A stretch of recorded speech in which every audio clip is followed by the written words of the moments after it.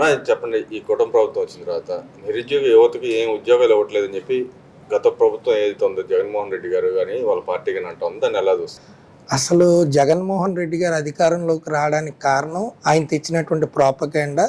యువతకి 2,42,000 పైచినికి ఉద్యోగ ఖాళీలు ఉన్నాయి, అధికారంలోకి రాగానే నేను భర్తీ చేస్తానని చెప్పి నమ్మబలికి ఆ రోజు పాదయాత్రలో ప్రతి ఏటా మెగా డిఎస్సి ఇస్తాను, ప్రతి ఏటా పోలీస్ అమరవీరుల దినోత్సవం నాడు 6,500 పోలీస్ శాఖ ఉద్యోగాలు ఇస్తాను, ప్రతి ఏటా వార్షిక క్యాలెండర్ ఇయర్ క్యాలెండర్ ఇస్తాను, మరి ప్రతి సచివాలయంలో మరి గ్రంథాలయ ఉద్యోగాలు నింపుతాను, అదేవిధంగా విశ్వవిద్యాలయాల్లో ఉన్నటువంటి బోధనేతర ఖాళీలు నింపుతాను, అంగన్వాడీలని టీచర్లుగా ప్రమోషన్ చేస్తాను, హెల్త్ డిపార్ట్మెంట్లో ఉన్న ఖాళీలన్నీ భర్తీ చేస్తాను, కాంట్రాక్ట్ ఉద్యోగులందరినీ పర్మనెంట్ చేస్తాను.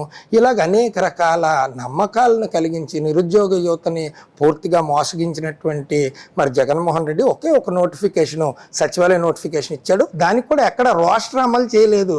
మరి మహిళా పోలీసులకి ఫిజికల్ ఈవెంట్స్ లేకుండా పోలీస్ రిక్రూట్మెంట్ చేసినట్టుగా వాళ్ళకి పోలీస్ అని క్యాడర్ని తగిలించాడు. అక్కడ చూస్తేనేమో పోలీస్ డిపార్ట్మెంట్ వాళ్ళని ఏ రకమైన పోలీస్ బాధ్యతలు వాళ్ళకి ఇవ్వట్లేదు. వాళ్ళు అసలు ఏం పని చేస్తున్నారు, ఎక్కడ పని చేస్తున్నారు, వాళ్ళ జాబ్ రెస్పాన్సిబిలిటీ ఏంటో వాళ్ళకి ఈ రోజుకి తెలియనటువంటి అదేమ గోచరంలో ఉన్నారు. అందుకే ఎవరైనా సచివాలయ అభ్యర్థి ఉద్యోగం మానేసినా సరే, లేదంటే అన్సర్టనిటీ వచ్చి ఎవరైనా మరణించినా సరే, వాళ్ళు నెక్స్ట్గా ఉన్నటువంటి ఏపీపీసీ విధానంలో ఎలాగైతే బీసీడీ వాళ్ళు మానేస్తే ఉద్యోగంలో వెనకాతల బీసీడీ వాళ్ళకి మళ్ళీ నెక్స్ట్ నోటిఫికేషన్ ఉద్యోగం వస్తుంది.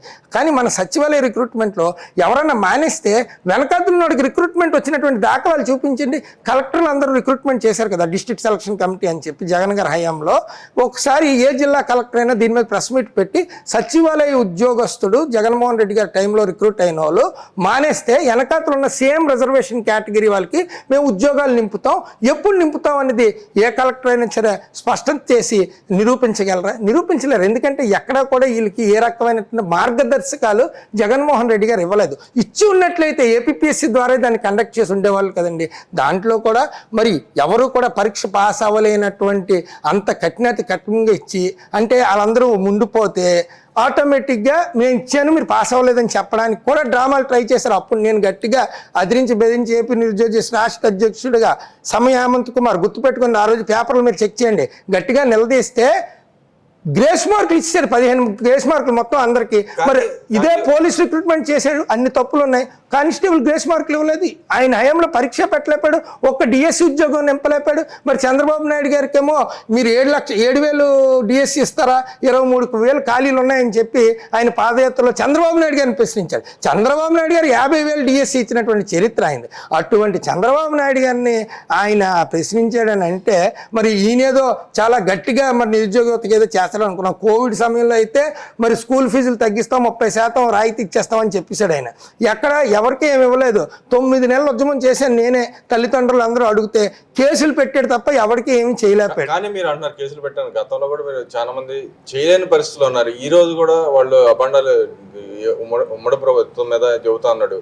వీళ్ళు ఏదైతే వద్దన్నా కూడా ఎగ్జామ్స్ పెడుతున్నారో అభ్యర్థులని యొక్క నిరుద్యోగ యువతని మోసం చేస్తున్నారని చెప్పి ఇప్పటికీ ఎందుకు చెప్పగలుగుతున్నారు వాళ్ళు? సార్, జగన్మోహన్ రెడ్డి గారి టైంలో 2024 ఫిబ్రవరి 25న ఆయన మన గ్రూప్ 2 899 ఉద్యోగాలకు గాను ఆయన పరీక్ష నిర్వహించారు. ఆ పరీక్షలో అనేక రకాలైన లోపాలు ఉన్నాయి. ఒక ఉద్యోగానికి 50 మందిని మెయిన్స్కి ఎంపిక చేయవలసినటువంటి జగన్మోహన్ రెడ్డి గారు ఆ రోజు నిరుద్యోగ ఓదార్పు యాత్ర అని చెప్పి నేనే రాష్ట్ర వ్యాప్తంగా పర్యటించి అతన్ని డిమాండ్ చేస్తే ఒక ఉద్యోగానికి 100 మందిని ఎంపిక చేస్తూ ఆయన ఇచ్చినటువంటి నోటిఫికేషన్లోనే ఒక గొప్ప మార్పును తెచ్చాడు. ఆయన మార్పును తెచ్చారు కదని చెప్పి రాష్ట్ర విధానంలో జీవో నెంబర్ 77 తప్పు సార్. మహిళలకి మరి ఎక్స్ సర్వీస్ మెన్స్కి వికలాంగులకి ఎవరైతే మరి వీళ్ళు ఫిజికల్లీ ఛాలెంజ్డ్ ఉన్నారో వీళ్ళందరికీ కూడా స్పోర్ట్స్ మెన్స్కి కూడా ఇబ్బంది జరుగుతుంది సార్. ఈ 4 కేటగిరీస్కి ఇబ్బంది జరుగుతుంది. దయచేసి జీవో నెంబర్ 77ని మీరు సరిదిద్దండి, దాన్ని ఆచరించమని చెప్తే గాలికి విడిచిపెట్టేసి మెయిన్స్ పరీక్ష పెట్టకుండా ఆయన ఈ యొక్క సీఎం పదవి నుంచి ఓడిపోగానే దిగిపోయాడు. ఆయన ఓడించింది ఎవరు? మేమే నిరుద్యోగులందరం కూడా కంకణం కట్టుకొని మళ్ళీ జీవితంలో జగన్మోహన్ రెడ్డి గారి ప్రభుత్వాన్ని అధికారంలోకి తేకూడదని చెప్పి ఒక సంకల్పం సంకల్పంతో కూటమి పెద్దలను మరి అధికారంలోకి తెచ్చి ఓట్లేయించి దేశ విదేశాల్లో ఉన్నటువంటి యువతను కూడా మేము అనేక రకాలైనటువంటి సోషల్ మీడియాని మేము వాడి వాళ్ళందరినీ రప్పించి ఈరోజు కూటమి ప్రభుత్వం మా యొక్క సొంత నిరుద్యోగుల ప్రభుత్వంగా భావించి మేము ఈరోజు తెచ్చుకున్నాం. ఇటీవల మేము గ్రూప్ 2 మెయిన్స్ వాయిదా వేయమని చెప్పి కోరింది కూడా ఈ యొక్క కూటమి పెద్దల మీద వ్యతిరేకతతో అయితే 100% కాదు. ఏదైతే జగన్మోహన్ రెడ్డి గారు ఇచ్చినటువంటి 899 ఉద్యోగ నోటిఫికేషన్లో లోపాలను కూటమి పెద్దలకు తెలియజేయడానికే మేము ఆ ధర్నాలు ఉద్యమాలు చేసాం. ఎందుకంటే ఒకసారి రిక్రూట్మెంట్ అయిపోయిన తర్వాత ఎవరైనా కోర్టుకు వెళ్ళి ఈ యొక్క నోటిఫికేషన్ బర్తరఫ్ చేస్తే మరి క్వాలిఫై అయినటువంటి 92,250 మంది అభ్యర్థులు నష్టపోతారన్న ఒక దృక్పథంతో న్యాయం జరగడం గురించే మేము అందరం వాయిదా వేయమని కోరాం. ఎట్టకేలకు చివరకు చంద్రబాబు నాయుడు గారు, లోకేష్ గారు, పవన్ కళ్యాణ్ గారు, బీజేపీ శ్రేణులు అందరూ కూడా మేము పరీక్ష నిర్వహించిన తర్వాత ఫలితాలు విడుదల చేయకుండా ఏవైతే అంశాల మీద మీకు అనుమానాలు ఉన్నాయి అవన్నీ కూడా నివృత్తి చేస్తామని చెప్పి ఆయన చెప్పినటువంటి హామీని నమ్మారు. కాబట్టి సుమారు 92% మంది పరీక్షకి హాజరయ్యారు. మరి పరీక్షకి హాజరయ్యారు, ప్రశ్నపత్రం చాలా సులువుగా ఉందని చెప్పి మార్నింగ్ పాలిటీ హిస్టరీ అద్భుతంగా ఉంది, 130 బిట్లు 150కి ఆన్సర్ చేశారు బాగా చదివిన వాళ్ళు. అదేవిధంగా ఈవినింగ్ పేపర్ ఎకానమీ కానీ సైన్స్ టెక్నాలజీ కానీ 120 మార్కులు దాకా ఒక్కొక్కరు నెగిటివ్ మార్కులు ఉన్నప్పటికీ కూడా అటెంప్ట్ చేశారు. అంటే సుమారు 240 మార్కులు పైచినుకో ఏ ఒక్క జనరల్ కేటగిరీ అభ్యర్థికి వచ్చినా మరి గ్రూప్ 2 ఎగ్జిక్యూటివ్ ఉద్యోగం కూడా వచ్చేటటువంటి పరిస్థితి. ప్రశ్నాపత్రం రాసిన ప్రతి గ్రూప్ 2 మెయిన్స్ అభ్యర్థి కూడా కన్షార్ట్గా నాకు ఉద్యోగం వస్తుందని చెప్పి ఒక మంచి దృక్పథంతో మైండ్ సెట్ మార్చుకోవాల్సినటువంటి పరిస్థితికి వచ్చింది. అందుకే ఈరోజు హుటాహుట్టిన ఈ యొక్క గ్రాడ్యుయేట్స్ ఈ ఈస్ట్ వెస్ట్ కానీ మరి కృష్ణా గుంటూరులో కానీ మరి అదేవిధంగా పాకలపాటి రఘువరం గారిని కానీ ఉత్తరాంధ్రలో కానీ గెలిపించడానికి ఈరోజు హుటాహుట్టిన నిరుద్యోగ యువత అందరూ కూడా మరి ఎవరైతే డిఎస్సికి ప్రిపేర్ అవుతున్నటువంటి అభ్యర్థులు కూడా పక్కాగా ఓటేస్తామని చెప్పి ఈరోజు ప్రిపేర్ అయి ఉన్నారు.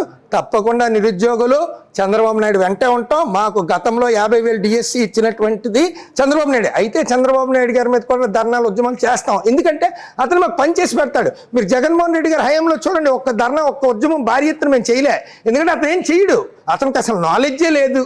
అందుకు మేము జగన్మోహన్ రెడ్డి మీద ఎప్పుడు ధ్వజమెత్తలే, నోటుతో మాట్లాడాం, నిలదీసాం, కానీ ఇంత భారీ స్థాయిలో ఉద్యమాలు చేయం. ఎందుకంటే ఆయన ఏం చెల్లించడు. కానీ ఇక్కడ చంద్రబాబు నాయుడు గారు కానీ లోకేష్ గారు కానీ వీళ్ళు ఎప్పుడు మా మీద కేసులు పెట్టరు. వాళ్ళు దాన్ని ఎందుకు వీళ్ళంత తీవ్రతకి గురవుతున్నారంటే నిరుద్యోగ యువతలో ఎక్కడో తప్పు జరుగుతుంది అని దాని మీద వాళ్ళు విశ్లేషించుకుంటారు. అవసరమైతే ఎంక్వైరీ కమిటీ వేస్తారు, అవసరమైతే ఆ యొక్క తప్పుని సరిదిద్ది మళ్ళీ పరీక్షలు పెట్టేటటువంటి వ్యక్తి. జగన్మోహన్ రెడ్డి గారు అంటారు, నేను పోరాడతానంటే నాకు ప్రతిపక్ష నాయకుడు హోదా ఇవ్వట్లేదని చెప్పి అంటున్నారు కదా, దాన్ని ఎలా చూస్తారు నిరుద్యోగ? సార్, జీవితకాలం జగన్మోహన్ రెడ్డి గారు ప్రతిపక్ష నాయకుడే, ఇంకెక్కడి నుంచి అతనికి ఏం హోదా ఇవ్వక్కర్లేదు, పర్మనెంట్ పోస్ట్ అది.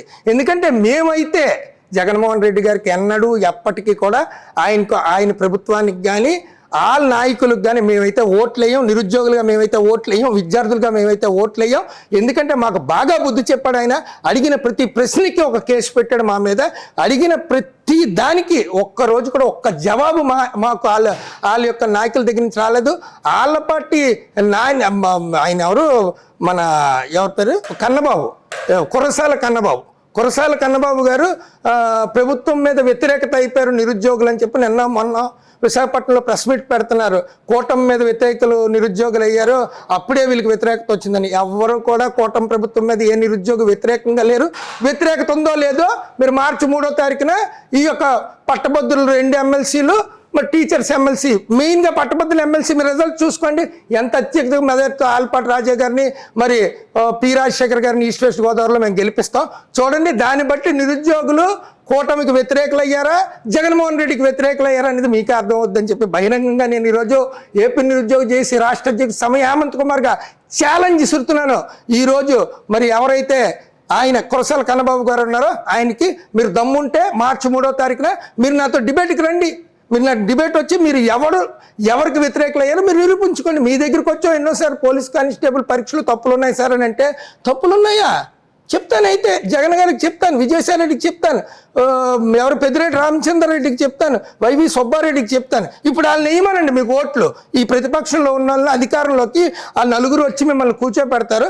అప్పుడు దాకా మీరు అధికారంలో ఉండకుండా ప్రతిపక్షంలో ఉండి పోరాటం చేయండి. జగన్మోహన్ రెడ్డి గారు పోరాట అవకాశం ఇమ్మంటున్నారు కదా, మీరు పోరాటాలు చేయండి.